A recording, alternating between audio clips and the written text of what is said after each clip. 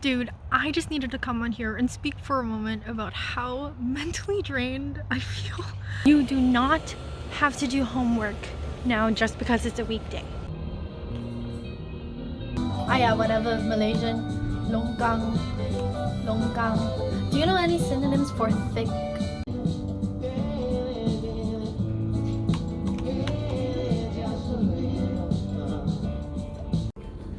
I'm traumatized.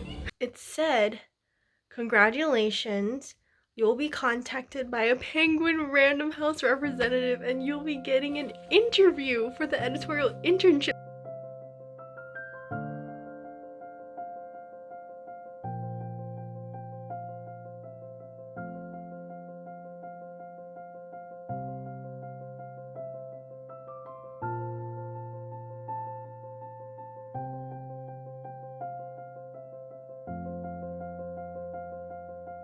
Dude, I just needed to come on here and speak for a moment about how mentally drained I feel at this point of the semester with only 2.5 weeks left of school before Christmas break. Today is Monday, the Monday right after Thanksgiving break, and I think that I really underestimated how mentally draining it was to write 6.5 chapters 3 days straight. Because right now my mind is like dead. Like, I feel like it takes effort to even just walk. And I just feel so drained. And you know, I'm just accepting that. Like, giving myself grace and telling myself maybe I just need to take a break from writing. It doesn't mean that I'm not a writer. You know, I'm still wearing my pen nib necklace. I'm still as much of a writer even when I'm resting and taking a break. And I'm not feeling bad about it. I'm just telling myself, okay, I need to take a break from writing and maybe I'll just do it during the break in a sort of like writing sprint style. All that being said, the other day my boyfriend told me that actually like world-class chess players burn more calories than tennis players do during their matches, and I thought that was crazy. Like, the amount of mental stamina that it takes to write a novel, to just do these things where you're like heavily using your mind, you're using the critical side of your mind and also the creative side of your mind and like everything. You're literally creating a world and you're creating people. It tires you out. It really does. And I think so many of us feel bad about having to need to take a break because of how draining it is, but we don't realize how draining it normally is, and that it's totally normal and good and healthy to acknowledge how drained we feel and to take a step back and to rest from it. So I just wanted to emphasize that fact because right now it's literally like 2 days after I wrote like any chapters from my novel, and even after 2 days of resting from my novel, I feel mentally dead and mentally drained, and that is okay. I just want to let you know that. I feel like people don't really say that much because everyone's talking about like, oh, I'm going on a next writing marathon and oh, I'm gonna like write every single day of my life.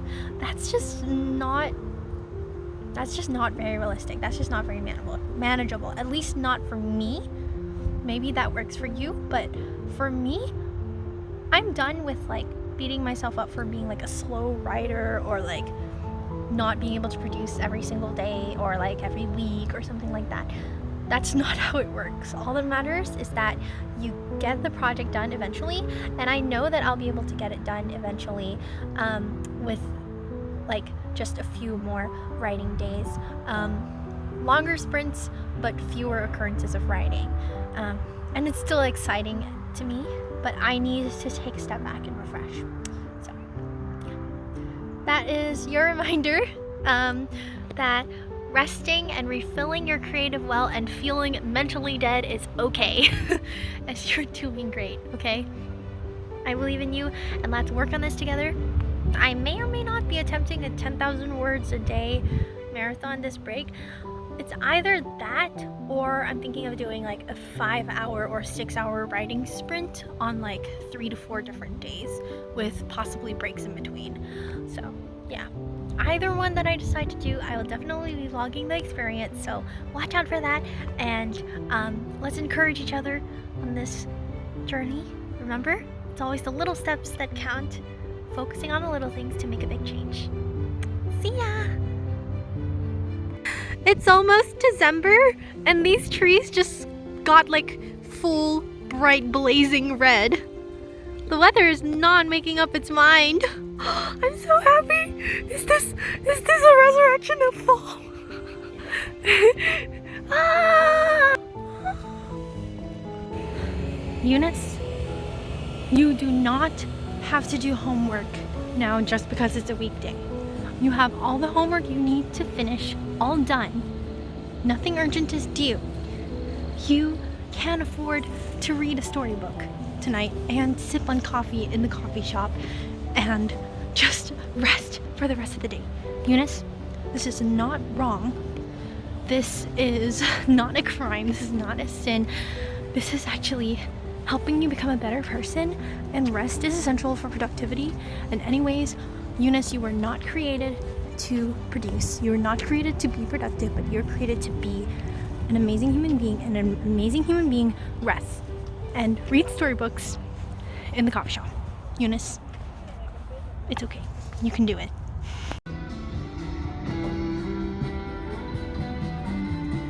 I feel so lucky. I just discovered that I had accumulated enough stamps on my coffee house card to get a free coffee. So my drink is free. I guess this is sort of like, God's just telling me like, girl, you need to rest and get yourself a drink and just read.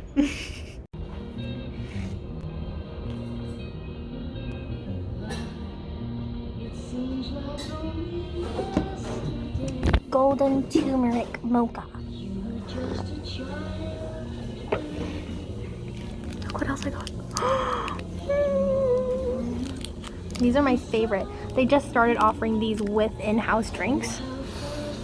Literally making my evening.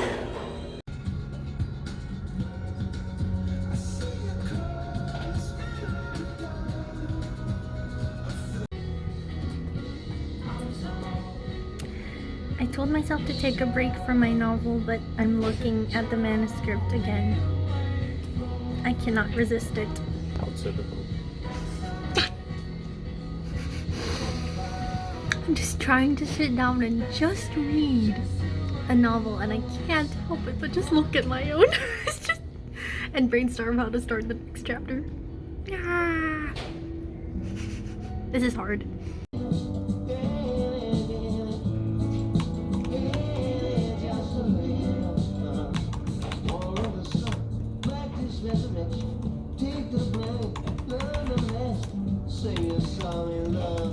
I don't know, it sounds somewhat Chinese. Is longgang Cantonese, or is that just a Malaysian word for drain? Because I searched it up. It says Malay, like longgang is Malay, but I know that it has some Chinese inspiration. I think it just says Singapore Malaysian. Ah yeah, whatever, Malaysian. Longgang. Do you know any synonyms for thick? Any synonyms for thick? Fake? Thick. Thick. In English? Yeah. What kind of thick? Like. The thing is, I'm searching up synonyms for thick, but it's giving me like bulky and stuff. But I'm not looking for like solid thick. I'm looking for like thick liquid. Thick. Slimy? No. I don't know. Before I know it, I find myself looking up the origins of longgang and the synonyms for thick. This is how writing the first sentence of chapter 10 is going. Nice. I wanted to read this. I don't know, I'm just going where my heart is leading me. I'm traumatized. All I did was search up. Okay, look. All I did was search up Longkang, Malaysia. Like looking for the, pictures of drains in Malaysia because, yeah, just because, okay? This is novel writing. And then look at what came up. No. I'm reliving my trauma of clowns and it. I'm still not over that movie. Oh no. Yes, I am back once again on the longgang Here's the latest on the Longkang news. Malaysians are very creative people. Just by searching up Longkang, Malaysia, I have come across news articles about Malaysian kids turning longgangs into water slides. And then I also found out that in the 60s to the 80s, Malaysians used the longgang to bet on horse races. Like, what the heck? All sorts of things. People also fish in the longgang. I mean, that one's, you know, it's a little weird, but that one's more common. Man, we Malaysians are crazy. Viscous. It means to have a thick and sticky substance that's like sort of in the middle of solid and liquid. That's so cool. My boyfriend is making faces at me right now. He's like, his face is basically like the expression when you look at someone and you're like, I'm so done with you. Looking at a viscous person. How do you call me a viscous person? I'm not between solid and liquid. Wait, actually. Wait, I haven't made out solid and liquid. But viscous is between solid and liquid. I average it out, you become viscous. I'm not viscous. I am not a viscous writer. You are a vicious writer.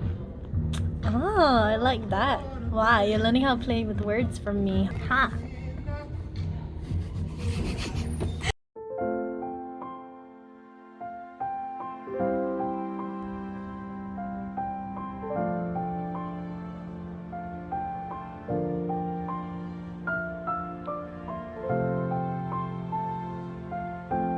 Hello, it is the next day, and yes, I am wearing the exact same clothes because I just didn't care to change.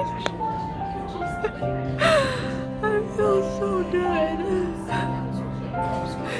And partly because I don't have anything urgent to do, and also because I'm feeling particularly evil and rebellious, I decided that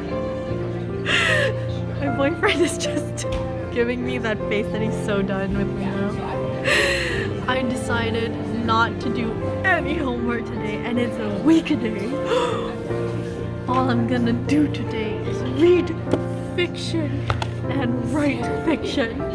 Isn't that crazy? I'm so evil.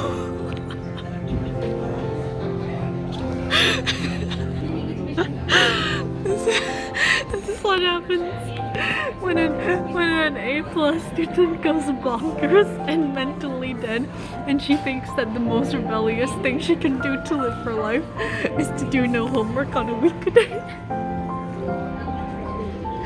I'm so dead.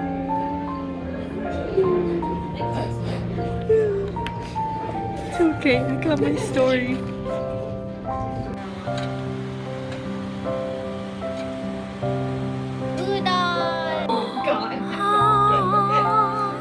Wow, amazing udon.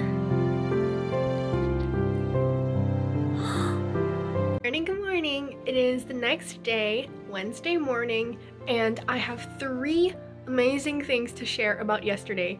Yesterday was so crazy, and I didn't get to share it because I was caught up in the moment. But okay, so the 3 things are represented by these 3 words. Number 1, surprise. Number 2, skillet. And number 3, inklets. So firstly, surprise.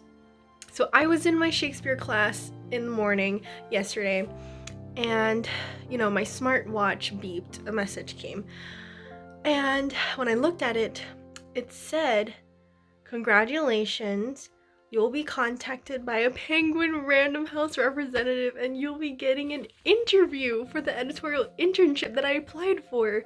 So I apparently beat out a lot of competition and I'm getting an interview for the internship. That's crazy already. I know I'm not getting the job yet, but finding out that I got the interview was like, it's a big deal, especially with how competitive it is. So I was like crazy shocked, and then I proceeded to call my parents and and put on this whole act of being disappointed that I got rejected, and then I shocked them that I actually wasn't and that I got an interview. And I did the same with my boyfriend and with my cousin and with some friends, and it was so funny.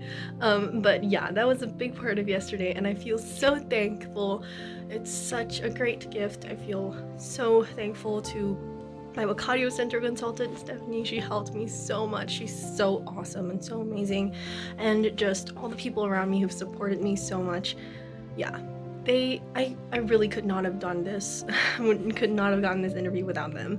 So I don't know if I will get the internship yet, but nevertheless, this is an amazing experience getting the interview itself. And then secondly, Skillet. So I wrote a poem which involved some imagery of a skillet in it. I won't give any details, but in poetry class we workshopped it yesterday, and just for my poem, my professor was like, he said, what type of skillet do you think is being referenced in this poem? And then one of my classmates was like, a cast iron skillet, duh. And then right on cue, he reached into his bag and pulled out an actual legit cast iron skillet and just showed it to the class, and he was like, Basically the whole class was staring at this literal skillet in my poetry professor's hands as a way to like experience the imagery in my poem. I felt so honored and it was so funny. It was legendary. That was great. Yeah, so surprise, skillet. And then thirdly was, oh man, what was the third word? Oh, inklet. Yes. Okay, so yes, I have this, I mentioned in an earlier vlog, but one of my best friends, she's like my writing partner as well. We talk about our stories together, we help each other out and give feedback and just encourage each other. And so we met two other girls who are actually going to the same Bible study as us, and we found out that they also love creative writing, and they're both like amazing people. So the four of us got together for like our first meeting yesterday, and we named ourselves the Inklets, and it was so amazing just meeting with like other people who are so passionate about their writing, and they are not creative writing majors like me, but they are passionate about it as like something that they love and something that's fun. And I feel like that is something that is so contagious and so beautiful, and a lot of like creative writing majors might be too bogged down with the actual like work and stuff that it's easy to like forget the simple wonder and delight in it. And so it was so great to connect with them on that, and we're all like amazing friends, and we're sharing resources together, discussing, you know, characters and stories and plot, asking each other questions, being interested in each other and uplifting each other. It was awesome. So yeah, surprise, skillet, inklets. Yesterday was much better than it was when it started off. I was feeling so dead, and you know, I still feel mentally dead right now. I still do. I think it's just this time of the year, right before Christmas and school's about to end. But yeah, those three things really helped yesterday. So anyways, right now I'm going to head to our college coffee shop, and I'm gonna like prep some interview stuff for the interview, which will be next Monday in a couple of days. And then I'm meeting up with my Wacadio Center consultant once again, and she'll be guiding me through interview advice and stuff I need to do and all that. It'll be great. Let's go. Even though this is a mentally dead week, it is not a bad week. It's a good week too. Let's persevere and get this over and done with. Let's go. Isn't this leaf so unique? You see how, like, all of these leaves, they have a little central part that's like growing out, which is gold or red, but then the rest of the body of the leaf is green. That's crazy.